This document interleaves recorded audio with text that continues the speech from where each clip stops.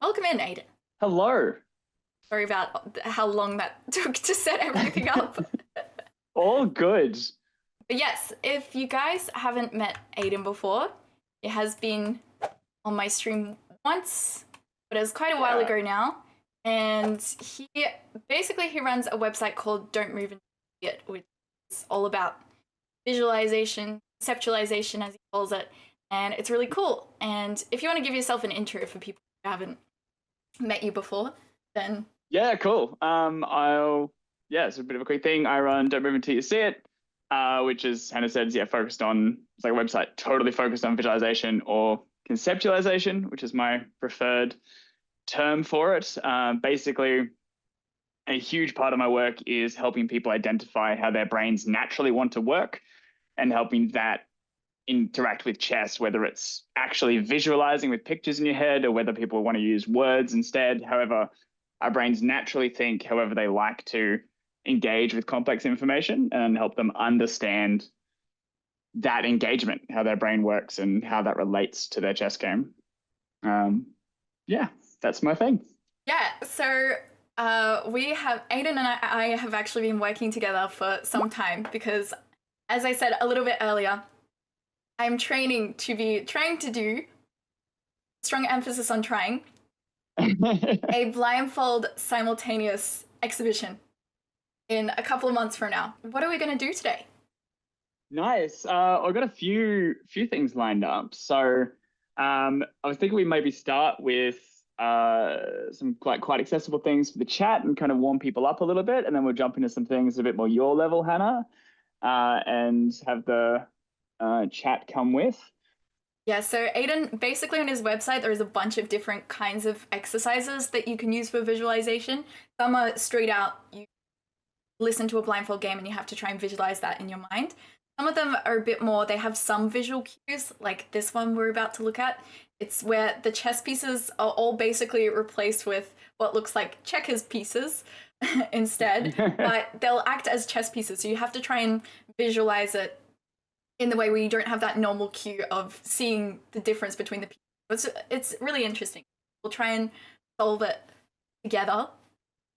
You guys can Amazing. Also do it along with us. Cool. So the first one we'll have a look at is D006 Blackburned. So you jump into that on your side? Sure. We actually did a test in the last time that I collabed with Aiden, which I do have a YouTube video on my channel on. We did a test of whether I was a visual or more verbal thinker. So if you guys want to go to that YouTube video, it's can't remember what the name of the video was, but the thumbnail is me with a blindfold on and it's like thinking in the dark or something like that. So we have a video on that and you guys can do the test along and see whether you're more on the visual or verbal side of the spectrum. But I think you can also sort of work it out just from experience, right? Based on what works for you. Yeah, nice. So this is a disc exercise. The key part of blindfold training for most players is about training our working memory so we can handle more information without losing track of things, without hanging our queen to a bishop we forgot existed, like that sort of stuff. For you, Hannah, obviously we're also training blindfold in order to play blindfold. So there's the double element to it. This exercise is a great starting place for someone who hasn't done any kind of blindfold training before but still wants to work on that memory component. In this exercise, we have discs instead of pieces. The discs all look exactly the same. And the purpose of it is basically to keep track of the pieces as they move, understand, like, based on how it moves and where it began, what piece is which. And by the end of the sequence, I'll be able to identify what the best move for, in this case, white would be. So let's give it a go, right?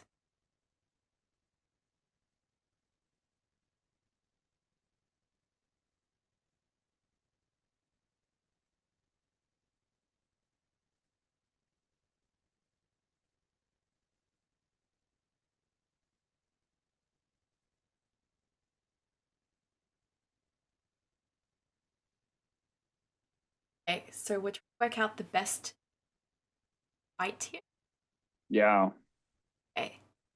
Pretty crazy. So it was like Queen's Gambit accepted stuff. So yeah, this knight on e5, I'm definitely noticing that we've got attack on f7 and also on this bishop on d7. That's what I'm looking at immediately. Maybe we can go queen f3, target this rook on e8, and then also go for the checkmate.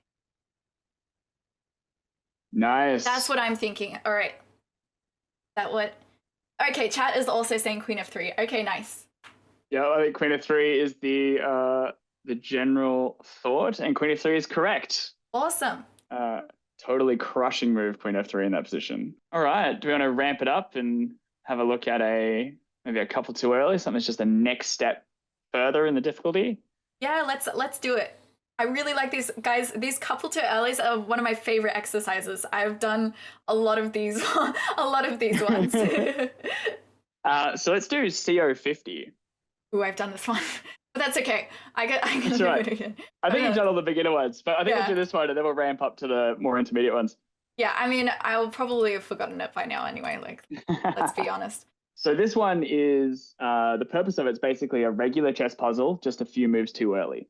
The idea is that this simulates the exact kind of thinking we need to do in a game, exact kind of calculation we need to do in a game, and is following a sequence of moves and then seeing if there's a tactic at the end of those moves. So yeah, this is a position a few moves before a tactic.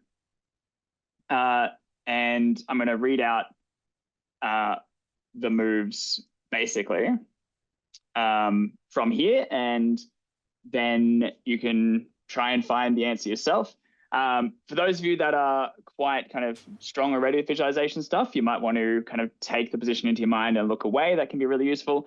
For those of you that are kind of newer to it, absolutely watch the board, move stuff around, but try things. If you're finding the image of the board is distracting, try looking away. If you're finding, just sort of experiment with stuff. You'll sort of start to feel what feels more natural and what doesn't. So, from the position in the image, we have 1, d4, bishop d6, move 2, white plays bishop b5 check, king f8 for black. White plays rook e1, and black plays queen f5. What's the best move for white? Right, I do know this one. Helps that I've done this one before, but I'll let Pat also think about it as well. But it's nice to go through it even more than once and practice placing it. So we have rook e8 checkmate. Nice. Yep, beautiful. Doesn't get better than checkmate. Yeah, we like checkmates. Oh, the double checkmate's pretty cool. Okay, let's do this one. This is fun. Okay, let's do C053. Okay, I haven't done this one. Good. It's going to be both more complex to track the moves and then harder to find the winning move as well. Okay. Let's go. Okay, so from this position, white plays g3, bishop takes g3,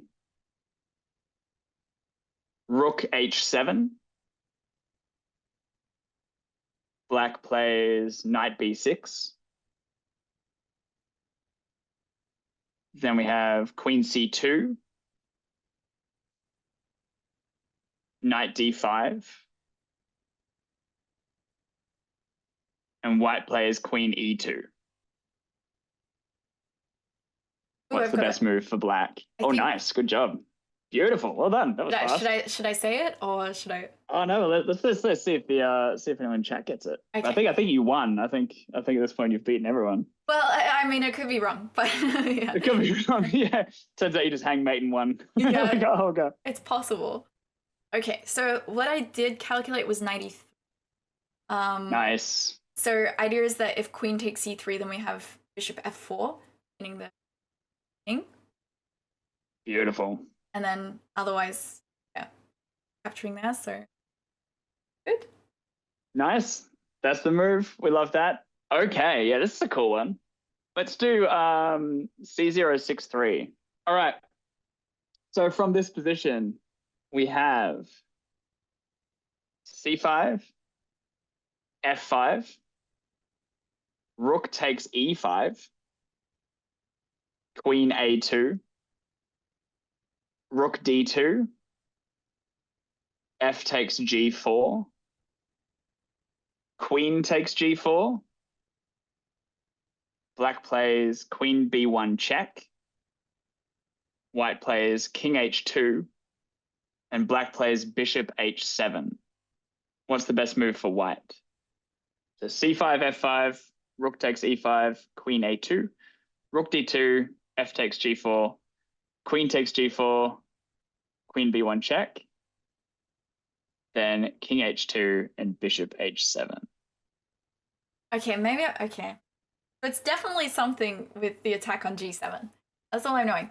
And Rook E7 is really what I want to play. But maybe there's some tactic with our bishop that's on 2. If there is a way that I can move the rook on E5 in such a way that I unveil the bishop's attack on 7, it could just be Rook E7 still. And then after something like Rook F7, I could, maybe I need to like, okay, so I'm maybe just tunnel visioned on 7 at this point. This looks like right move. I'm probably missing something very, very obvious. It's not all that obvious. It's not all that obvious. There's a few things working against you, and because that's why this one's a intermediate. Maybe just rook E1. Rook E1? That also fantastically wrong. No, calculator, run me through it. Rook E1, queen takes C1, queen G7 mate, and then okay. Maybe that doesn't. No, but rook E1 can't take on. Queen can't take on B.